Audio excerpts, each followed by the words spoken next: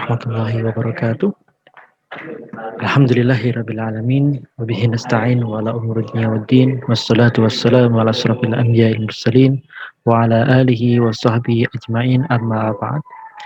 Teman-teman semuanya, alhamdulillah pada kesempatan ini, pada video kali ini kita bisa bertemu lagi dan kita bisa belajar bersama lagi terkait dengan yaitu topik ilmu nahwu yang berada dalam kitab Al-Jurumiyah, yang mana pada video-video sebelumnya, yaitu video pertama membahas terkait dengan apa itu kalam, dan video yang kedua membahas terkait dengan apa itu i'rab dan pembagiannya. Dan pada video kali ini nanti kita akan fokus kepada pembagian i'rab. Kalau misalkan teman-teman semuanya masih ingat, di pembagian i'rab sebelumnya ada i'rab rafa, nasab, jar, dan jazm. Nah, pada video kali ini kita akan membahas dan mendiskusikan bersama-sama terkait dengan i'rab rafa, ya i'rab rafa. Tapi sebelum itu jangan lupa like, komen, dan subscribe channel YouTube Sam Imam. Oke, teman-teman semuanya, dalam kitab Al-Jurumiyah, bab yang selanjutnya adalah terkait dengan babu ma'rifati alamatil i'rab, bab yang terkait dengan alamat i'rab. Nantinya dari 4 i'rab itu, rafa, nasab, jar, dan jazm, ada alamatnya.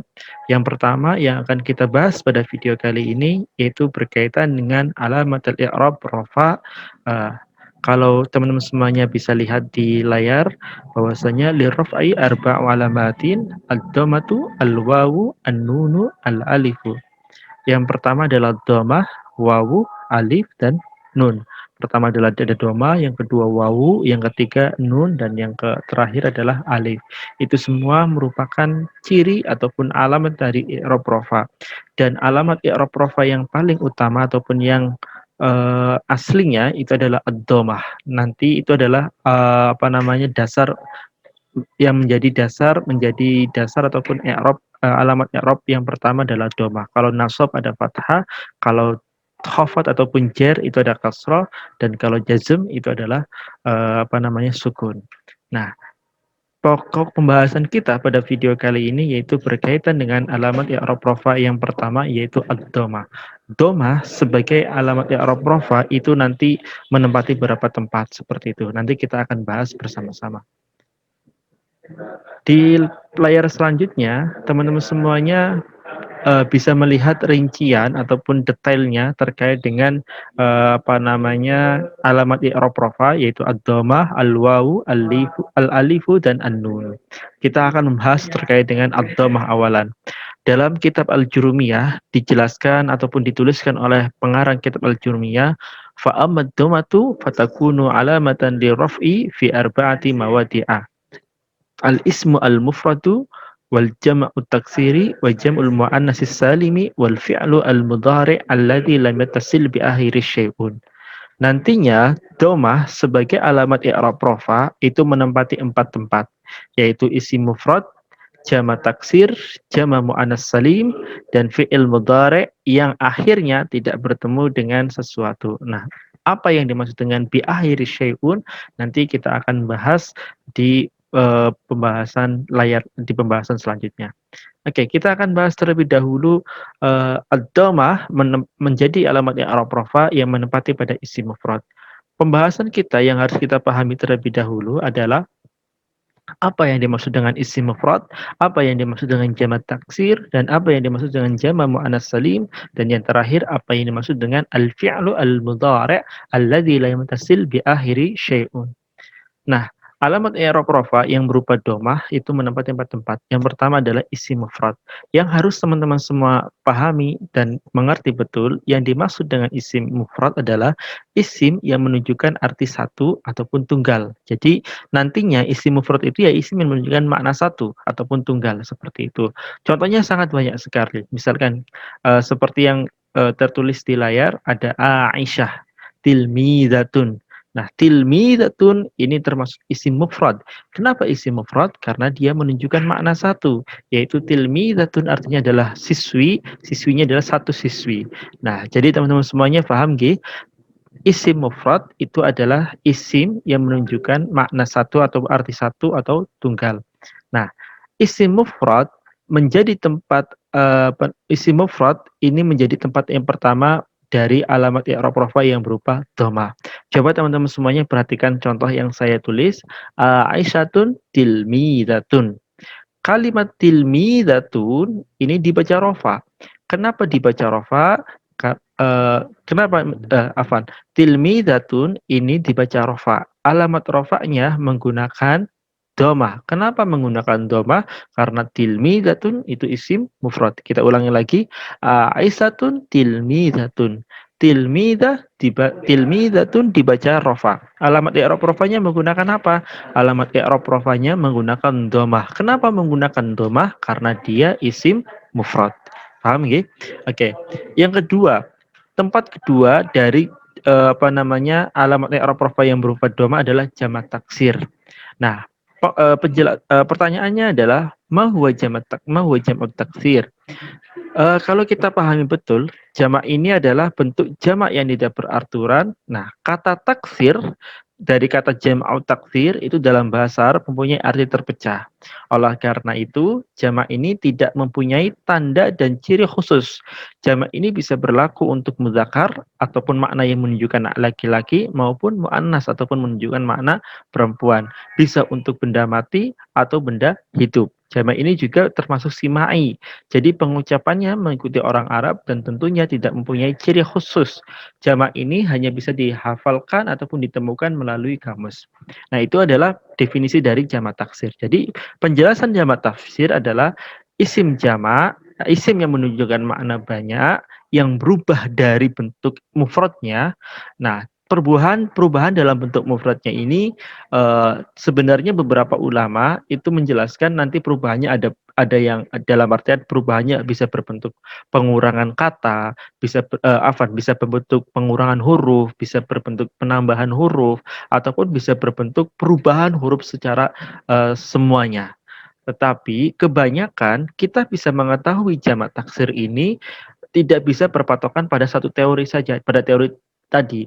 Tapi kita bisa menemukan ataupun menentukan ini jamak taksir ataupun jamak taksir dari kalimat isim mufrad itu apa, dari isim tertentu itu apa, itu adalah solusinya dengan kita melihat kamus ataupun mu'jam bahasa Arab seperti itu. Itu adalah alternatif yang paling mudah yang bisa kita temukan dan bisa kita lakukan. Jadi kalau misalnya ada sebuah kata, misalkan kalimat kitabun ini jamaknya nanti jamaknya adalah menunjukkan jamak taksir atau jamak muadzakkar salim atau jamak muannas salim.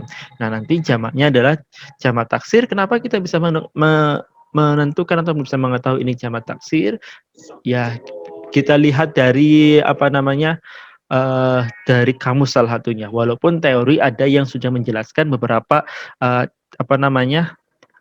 beberapa hal untuk menentukan kalau kalimatnya seperti ini nanti jamak taksirnya berbentuk seperti ini. Tapi untuk kita wabil khusus bagi para pembelajar bahasa Arab atau belajar ilmu nahwu yang masih mubtadi, yang masih pemula dalam menentukan jamak taksir, alangkah baiknya kita berpedoman terlebih dahulu pada kamus bahasa Arab yang ada. Oke. Jadi itu lagi jamak taksir adalah isim yang menunjukkan makna banyak yang berubah bentuknya dari bentuk isim mufradnya. Perubahan bentuk dari isim mufradnya itu bisa berupa penambahan huruf, bisa pengurangan huruf, ataupun bisa perubahan huruf secara totalnya. Nah, contoh dari jamak taksir yang dibaca rofa adalah contohnya adalah hadhihi kutubun. Hadhihi kutubun. Kalimat kutubun di sini dibaca rofa. Alamat rofaknya menggunakan domah. Kenapa menggunakan domah? Karena kalimat kutubun ini adalah jam'a taksir. Nah, kutubun ini adalah isim mufrad dari kitabun, yang nanti jamaknya adalah kutubun. Seperti itu. Selanjutnya teman-teman semuanya, tempat yang selanjutnya adalah jamak mu'annas salim.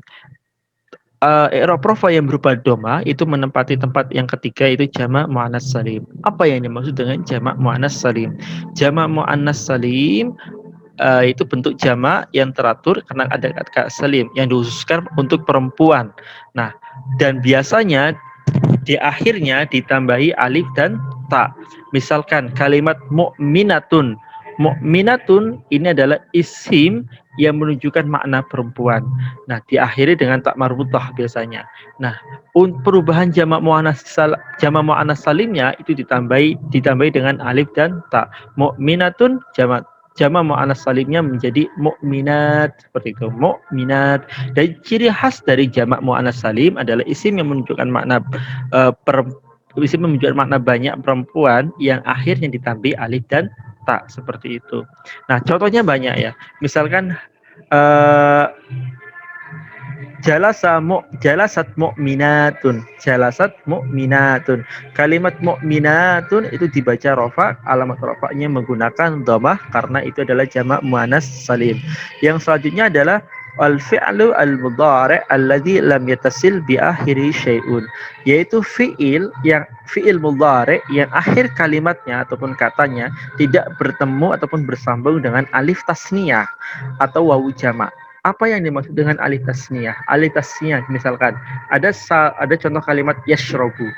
Yashrobu kalau misalkan dia sambung dengan alif tasniyah itu menjadi yashrobani. Nah, itu apa namanya tidak dimaksud dengan fi'il mudhari' alladzi lam yattasil bi akhir syai'un. Karena apa? Karena bersambung dengan alif tasniyah. Ada juga contoh yadribuna. Yadribuna tidak bisa dinamakan al-fi'lul al-mudhari' alladzi lam yattasil bi akhir syai'un karena bersambung dengan wawu jama'. Nah, contoh dari fi'il mudhari' alladzi lam yattasil bi akhir syai'un yang dibaca rafa adalah Muhammadun yashrabu al-qahwata. Muhammad yashrabu al-qahwah. Kalimat yashrabu ini dibaca rafa. Alamat rafa'nya ialah menggunakan dhamah. Kenapa menggunakan dhamah? Karena ini adalah fi'lul mudhari' alladzi lam yattasil bi akhir syai'un. Fi'il mudhari' yang akhir katanya tidak bersambung dengan alif tasniyah atau wawu jama'. Jadi bi akhir syai'un, yang dimaksud dengan syai'un di situ adalah alif tasniyah dan wawu jama'. Itu adalah penjelasan dari alamat i'rab rafa yang berupa dhamah, yang mana dhamah sebagai alamat i'rab rafa menempati 4 tempat. Yang pertama adalah isim mufrad. Isim mufrad adalah isim yang menunjukkan makna tunggal. Yang kedua adalah jamak taksir. Jamak taksir adalah isim yang menunjukkan makna banyak yang berubah dari bentuk mufradnya. Yang ketiga adalah jamak muannas salim, dan yang terakhir adalah al-fi'lul mudhari' alladzi lam yattasil bi akhirih syai'un. Mungkin itu teman-teman semuanya penjelasan dari saya terkait dengan elemen i'rab rafa yang berupa dhamah. Semoga ini bisa bermanfaat bagi teman-teman semuanya, dan teman-teman semuanya silakan dimurojai, silakan dipelajari sehingga bisa cepat dipahami. Jika teman-teman semuanya kurang bisa memahami, bisa ditanyakan di kolom komentar. Akhirul kalam, Allahumma fiqil aqwamit thariq. Assalamualaikum warahmatullahi wabarakatuh.